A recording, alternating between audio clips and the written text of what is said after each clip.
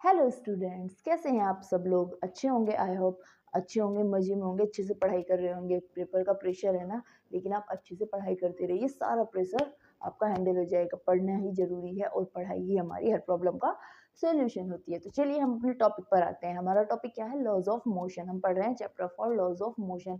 यहाँ पर हम इस चैप्टर को डिस्कस कर चुके हैं। आज मैं इस चैप्टर को कंप्लीट करने वाली हूँ और इसके लास्ट टॉपिक्स के बारे में पढ़ाने वाली हूँ। इसके लास्ट टॉपिक्स कौन-कौन से पढ़ाने वाली हूँ मैं? Equilibrium of a particle and the common forces और हमारा थर्ड टॉपिक इसमें होने वाला है सर्कुलर मोशन। तो मैं आज इन 3 टॉपिक्स के बारे में आपके साथ डिटेल डिस्कस करने वाली हूँ मेरी इस वीडियो के अंदर। हम ऑलरेडी इस चैप्टर के हम लगभग सभी टॉपिक्स को कवर कर चुके हैं। हमने एरिस्टोटल फैलेसी पढ़ा था, जहाँ पे हमें पता चला था कि एरिस्टोटल ने माना था कि फोर्स जो है ना वो हमारा ऑब्जेक्ट को पुश करने के लिए ज़रूरी होता है, यानी हमारी ऑब्जेक्ट पर हम फोर्स अप्लाई नहीं करेंगे तो वो हमारी रेस्ट में रहेगी, जो कि एक गलत सिद्धांत था उनका। उनकी गलत फैलेसी थी, उनका सिर्फ एक इमेजिनरी आइडिया था जो कि एग्जिस्ट नहीं करता है। नंबर 2 हमने लॉज ऑफ मोशन पढ़े थे। लॉज ऑफ मोशन में हमने क्या पढ़ा था? हमने न्यूटन के 3 लॉज पढ़े थे। पहला लॉ हमें बताता है कि किसी भी ऑब्जेक्ट की पोजीशन को चेंज करने के लिए उस पर फोर्स अप्लाई करना ज़रूरी होता है। सेकंड लॉ बताता है कि हमारा एक्सीलरेशन फोर्स के डायरेक्टली प्रोपोर्शनल और उसके मास के इनवर्सली प्रोपोर्शनल होता है। और हमारा थर्ड लॉ बताता है कि हर एक एक्शन होने पर उसका एक रिएक्शन फोर्स भी आता है, यानी एक्शन रिएक्शन पेयर बताता है कि अगर कोई ऑब्जेक्ट पर हमने फोर्स अप्लाई किया है तो वो ऑब्जेक्ट उस पर equal but opposite force apply करेगी पहली ऑब्जेक्ट पर।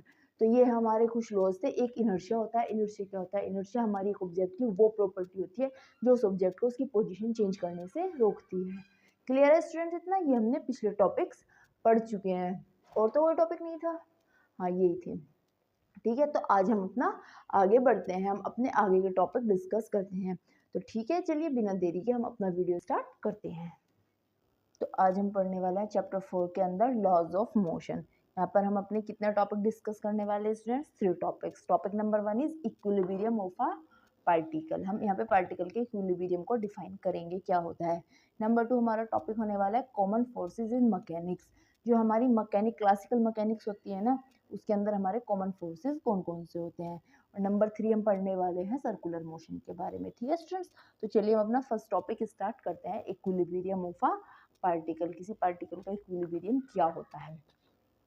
देखो स्टूडेंट्स, क्या होता है जब हमारी कोई ऑब्जेक्ट होती है ना और हम उस पर कोई एक्सटर्नल फोर्स अप्लाई करते हैं, तो उस कंडीशन में अगर हमारा नेट एक्सटर्नल फोर्स जीरो है तो हमारी ऑब्जेक्ट जो होगी ना उसे हम इक्विलिब्रियम पोजीशन में बोलते हैं। नेट एक्सटर्नल फोर्स कब हमारा जीरो हो सकता है? अगर हमारे पास कोई ऑब्जेक्ट है, सपोज ये एक बॉल है, ठीक है। एक बच्चा इधर पे ऐसे फोर्स अप्लाई कर रहा है, एक ऐसे फोर्स अप्लाई कर रहा है, एक इसको ऐसे खींचने की कोशिश कर रहा है और एक इसको ऐसे खींचने की कोशिश कर रहा है। तो इस कंडीशन में हम क्या देखते हैं? हम इसको हर तरफ से इस पर फोर्स अप्लाई कर रहे हैं। तो इस कंडीशन में क्या होगा ना, इस बॉल पर सपोज ये F1 है, ये F2 है, ये F3 है और ये F4 है, ठीक है। तो इस पर जो F वर्क करेगा ना, वो जो टोटल होगा फोर्स उस पर, वो हमारा जीरो होगा। टोटल फोर्स हमारा कितना होगा? जीरो होगा, ठीक है। तो उसे बोलते हैं हम, अगर हमारी किसी ऑब्जेक्ट पर वर्क करने वाला नेट एक्सटर्नल फोर्स जीरो है तो हमारी ऑब्जेक्ट को हम बोलेंगे कि वो इक्विलिब्रियम स्टेट में है। इक्विलिब्रियम स्टेट का मतलब क्या है? कि या तो वो रेस्ट पोजीशन में ही है, ठीक है, या फिर अगर वो यूनिफॉर्मली मूव कर रही है तो वो यूनिफॉर्मली ही मूव करती रहेगी, उसकी पोजीशन में कोई चेंज नहीं आएगा, उसके मोशन में कोई चेंज नहीं आएगा। तो इस कंडीशन को हम equilibrium condition of a particle बोलते हैं। क्लियर है इतना स्टूडेंट्स? कोई प्रॉब्लम नहीं? ठीक है। नेक्स्ट आता है हमारा टाइप्स ऑफ इक्विलिब्रियम। इक्विलिब्रियम हमारा कितने टाइप्स का होता है? देखिए, इक्विलिब्रियम होता है हमारा 5 टाइप्स का। कितने टाइप्स का होता है? 5 टाइप्स का। अब उसके जो डिपेंडेंसी है ना वो अलग अलग होती है। नंबर 1 होता है हमारा बेस ऑन मोशन, यानी कि इक्विलिब्रियम अगर हमारा मोशन पर बेस है तो वो कितने टाइप का होगा? वो हमारा 2 टाइप्स का होता है। नंबर 1 होता है हमारा स्टैटिक इक्विलिब्रियम और नंबर 2 होता है हमारा डायनामिक इक्विलिब्रियम। स्टैटिक इक्विलिब्रियम क्या होता है स्टूडेंट्स? अब देखो क्या होता है, हमारी जो ऑब्जेक्ट होती है अगर वो स्टेट में है, यानी स्टैटिक है, यानी कि वो रेस्ट में है, जहाँ पर हमारी वेलोसिटी जीरो है, तो उस तरह के उसके इक्विलिब्रियम को हम स्टैटिक इक्विलिब्रियम बोलते हैं। यानी अगर हमारी रेस्ट में ऑब्जेक्ट है और उस पर नेट लगा हुआ फोर्स जीरो है तो उस कंडीशन को हम बोलेंगे स्टैटिक इक्विलिब्रियम, वो रेस्ट में है तो रेस्ट में ही रहेगी, ठीक है। लेकिन हमारी कंडीशन क्या है, हमारा नेट एक्सटर्नल फोर्स यानी टोटल एक्सटर्नल फोर्स जो हमारी ऑब्जेक्ट पे वर्क कर रहा है वो ज़ीरो होना चाहिए, क्योंकि अगर वो ज़ीरो नहीं होगा ना तो डेफिनेट सी बात है वहाँ पे हमारी इक्विलिब्रियम कंडीशन एग्जिस्ट नहीं करेगी, और पार्टिकल अगर हमारा रेस्ट में है तो वो मूव करना स्टार्ट कर देगा, या फिर अगर वो यूनिफॉर्मली मूव कर रहा है तो उसकी वो यूनिफॉर्म मूवमेंट चेंज हो जाएगा, ठीक है। तो condition is net external force, total external force हमारा ज़ीरो होना चाहिए, ठीक है। Main condition net external force should be zero. तो हम इससे आगे बढ़ते हैं, नंबर 2 पढ़ते हैं हम डायनेमिक इक्विलिब्रियम। डायनेमिक इक्विलिब्रियम क्या होता है, अगर कोई ऑब्जेक्ट हमारी यूनिफॉर्मली मूव कर रही है ना तो उस कंडीशन में जो उसका इक्विलिब्रियम होता है उसे हम डायनेमिक इक्विलिब्रियम बोलते हैं, यानी v is equal to constant. अगर उसकी वेलोसिटी कॉन्स्टेंट है तो उसके अंदर जो इक्विलिब्रियम होगा उस पोजीशन में उसको हम बोलेंगे उसका डायनेमिक इक्विलिब्रियम।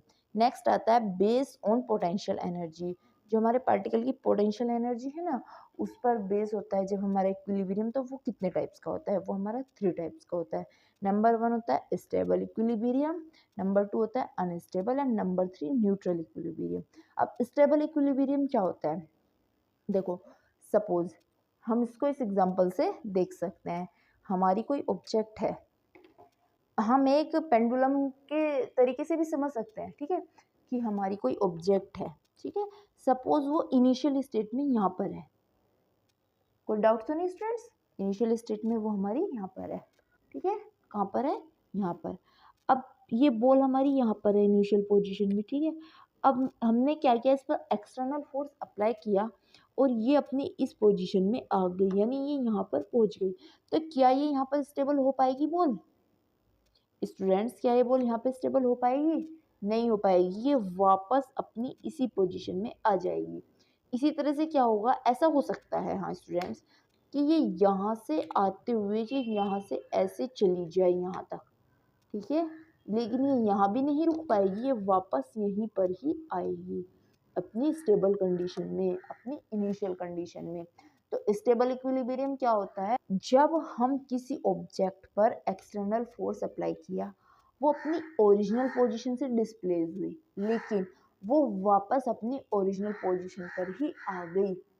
क्या हुआ, वो अपनी ओरिजिनल पोजीशन से डिस्प्लेस हुई कुछ डिस्टेंस और वापस अपनी ओरिजिनल पोजीशन पर आ गई।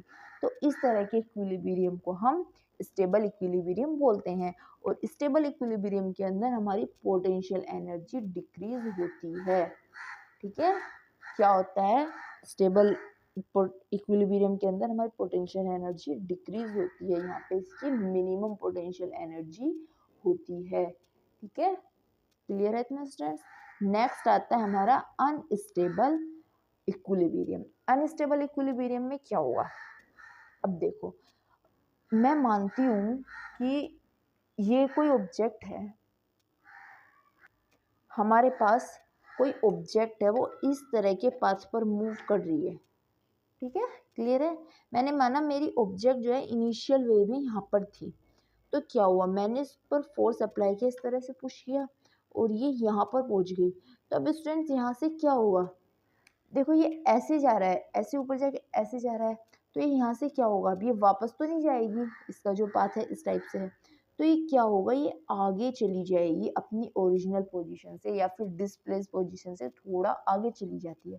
तो इस तरह की इक्विलिब्रियम को हम अनस्टेबल इक्विलिब्रियम बोलते हैं, ठीक है। देखो जैसे इस ग्राफ में है कि यहाँ पे थी ये, और ये आगे थोड़ा सा यहाँ पे हमने पुश किया फोर्स लगा के, और ये यहाँ आगे डिस्प्लेस हो गई, तो इसे बोलेंगे हम अनस्टेबल इक्विलिब्रियम, यानी जब हमारी ऑब्जेक्ट अपनी ओरिजिनल पोजीशन से डिस्प्लेस होने के बाद अपनी न्यू पोजीशन से थोड़ा सा आगे चली जाती है, तो उस तरह के इक्विलिब्रियम को हम अनस्टेबल इक्विलिब्रियम बोलते हैं।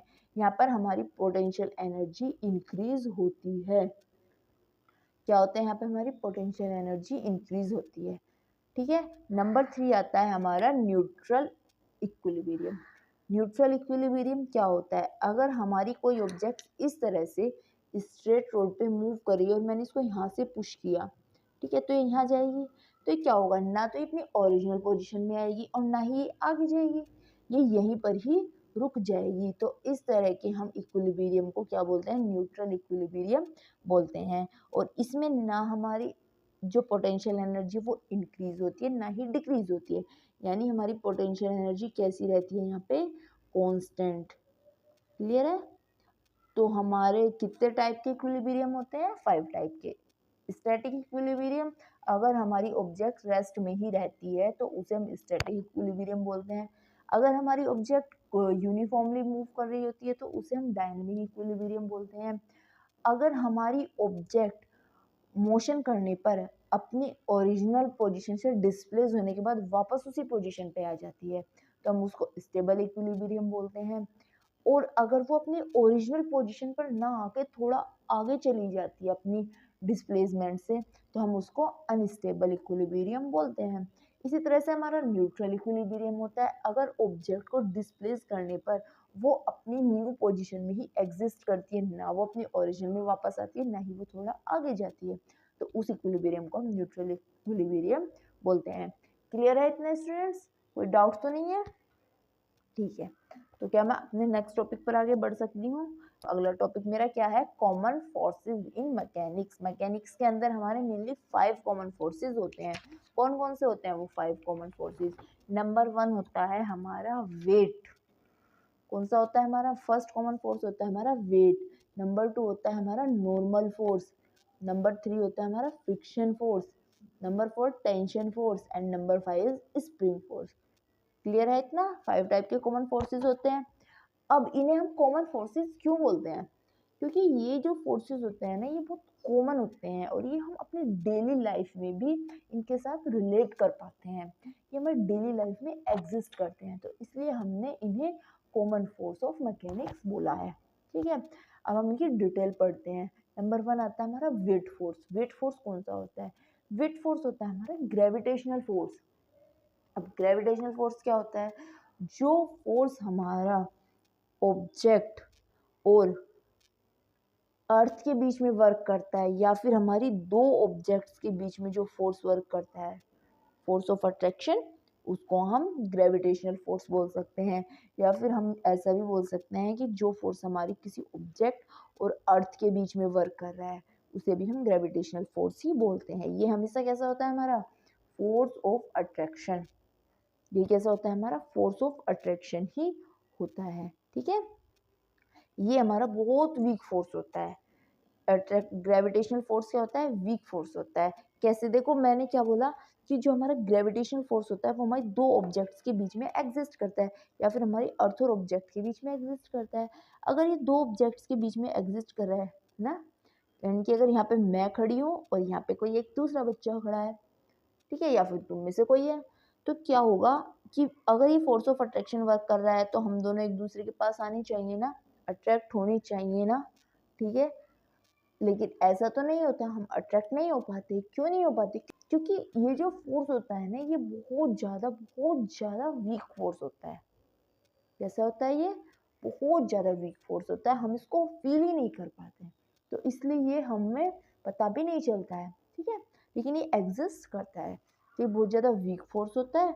और बट ये लॉन्ग रेंज फोर्स होता है, यानी कि काफ़ी दूरी तक ये फोर्स हमारा वर्क कर सकता है। Weak but long range force. हो गया क्लियर? फर्स्ट है हमारा ग्रेविटेशनल फोर्स या फिर वेट। नेक्स्ट आता है हमारा नॉर्मल फोर्स। नॉर्मल फोर्स क्या होता है? ठीक है, नॉर्मल फोर्स हमारा दो सरफेसेस के बीच में वर्क करता है। इस तरह से हमारे दो सरफेसेस हैं और इन दोनों के जो बीच में फोर्स वर्क करेगा इस तरह से, यहाँ पे ये हमारा नॉर्मल फोर्स होगा। ये हमेशा परपेंडिकुलर वर्क करेगा सरफेस के, जैसे कि ये हमारे सरफेसेस हैं, तो इन दोनों के जो परपेंडिकुलर फोर्स वर्क करेगा वो हमारा क्या होगा? नॉर्मल फोर्स होता है। ठीक है, ये क्या करता है? देखो अगर ये फोर्स वर्क ना करेगा ना तो ये ऑब्जेक्ट ऐसे स्लिप हो जाएंगे या फिर ऐसे स्लिप हो जाएंगी, लेकिन जब ये फोर्स वर्क करता है ना तो ये ऑब्जेक्ट इस तरह से हमारी रुक जाती हैं एक दूसरे के ऊपर। ठीक है, क्लियर? इतने नॉर्मल फोर्स क्या होता है? फोर्स बिटवीन टू सरफेसेस, दो सरफेस के बीच में वर्क करने वाला फोर्स नॉर्मल फोर्स होता है। ये हमेशा परपेंडिकुलर टू सरफेस होता है। ये क्या करता है? ऑब्जेक्ट को जाने से रोकता है, यानी उसको वहां पे स्टेबल करता है। नेक्स्ट आता है नंबर 3 हमारा फ्रिक्शन फोर्स। फ्रिक्शन फोर्स क्या होता है? फ्रिक्शन फोर्स भी हमारा सरफेस कॉन्टैक्ट फोर्स होता है, यानी ये दो सरफेसेस के बीच में फोर्स वर्क करता है। लेकिन इसमें और नॉर्मल फोर्स में ना एक छोटा सा डिफरेंस है। नॉर्मल फोर्स हमारा कैसे वर्क करता है, कैसे कैसे अभी पढ़ा है ना। नॉर्मल फोर्स वर्क करता है हमारा परपेंडिकुलर, ऑब्जेक्ट के परपेंडिकुलर, जो सरफेसेस के परपेंडिकुलर जो है ना, उस पर हमारा नॉर्मल फोर्स वर्क करता है। लेकिन फ्रिक्शन फोर्स हमारा पैरेलल वर्क करता है। और अगर ये ऑब्जेक्ट हमारी इस तरह से मूव कर रही है ना, तो फ्रिक्शन फोर्स इस तरह से वर्क करेगा, यानी अपोजिट टू वेलोसिटी। इस तरह से अगर ये कोई सरफेस है, ठीक है, और इसके ऊपर यहाँ पे हमारी ऑब्जेक्ट रखी हुई है, और ये ऑब्जेक्ट अगर ऐसे मूव कर रही है ना, तो फ्रिक्शन फोर्स हमारा ऐसे वर्क करता है। ये हमेशा मोशन के ऑपोजिट वर्क करता है।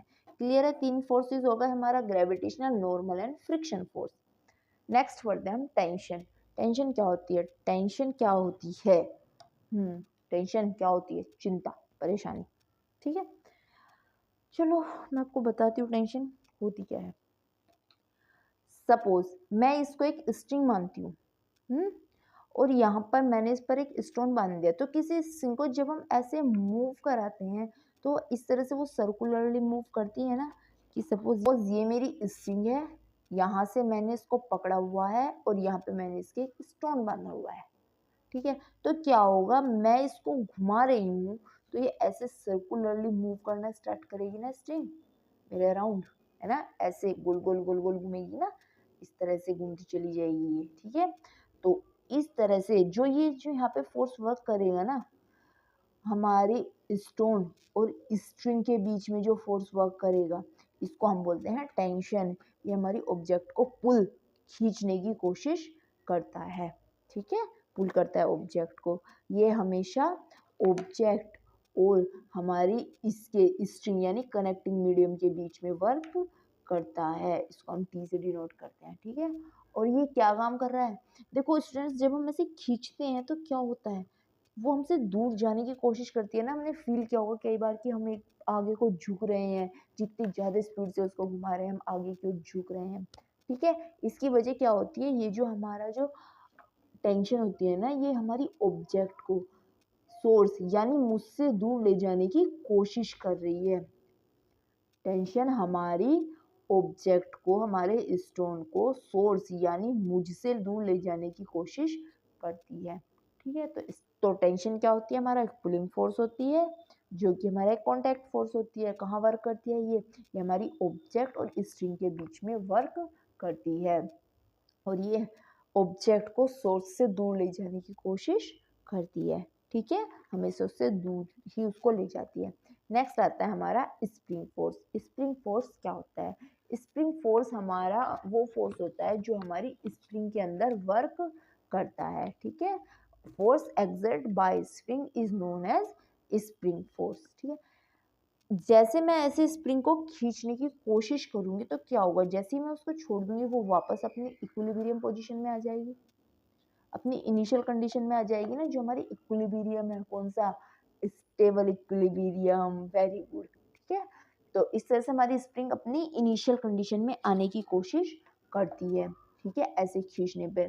तो किस वजह से? क्योंकि उसके अंदर स्प्रिंग फोर्स वर्क कर रहा है, जो उसके चेंजेस, उसकी लेंथ में जो चेंज है उसको अपोज कर रहा है। तो हम कह सकते हैं स्प्रिंग फोर्स हमारा क्या काम कर रहा है, हमारी लेंथ के चेंज को अपोज वर्क कर रहा है। ठीक है, क्लियर है इतना स्टूडेंट्स? कोई डाउट तो नहीं? ठीक है, हमारे फोर्सेस हम किस तरह के मानते हैं हम इनको? Common forces. क्यों? क्योंकि ये हमारी एवरीडे मैकेनिकल प्रॉब्लम्स के लिए एग्जिस्ट करते हैं, वहाँ हम इनका यूज कर सकते हैं। ठीक है, नेक्स्ट टॉपिक पे बढ़ते हैं हम अपने सर्कुलर मोशन। सर्कुलर मोशन क्या होता है? क्या होता है सर्कुलर मोशन? सर्कल, सर्कुलर यानी सर्कल। ठीक है, जब हमारी ऑब्जेक्ट किसी एक पॉइंट को सेंटर मान के उसके अराउंड मूव करती है ना, तो उस मोशन को हम सर्कुलर मोशन बोलते हैं। क्या बोलते हैं हम उस मोशन को? सर्कुलर मोशन बोलते हैं। Objects move along a circle, किसी सर्कल पर हमारी ऑब्जेक्ट मूव करती है। ठीक है ना, यहाँ पर हम किसी पॉइंट को क्या मान लेते हैं, उसका सेंटर। इस पॉइंट को, जिस पॉइंट के अलोंग हमारी ऑब्जेक्ट मूव कर रही है ना सर्कुलरली, उस पॉइंट को हम उसका सेंटर बोलते हैं, ठीक है। और इसकी जो डिस्टेंस होगी इस पॉइंट से हमेशा सेम रहेगी, यानी जो हमारा सर्कुलर पाथ है ना उसकी डिस्टेंस और सेंटर की डिस्टेंस हमेशा सेम रहती है, वो चेंज नहीं होती, तभी तो हमारा सर्कल क्रिएट कर पाती है वो ऑब्जेक्ट, अदरवाइज हमारा सर्कुलर मोशन नहीं एग्जिस्ट करेगा, ठीक है। सर्कुलर मोशन क्या होता है, अगर हमारी ऑब्जेक्ट की डिस्टेंस उसके सेंटर से always every point at circle is same, then this is known as circular motion, ठीक है। इस पॉइंट को हम क्या बोलेंगे, सेंटर ऑफ सर्कल।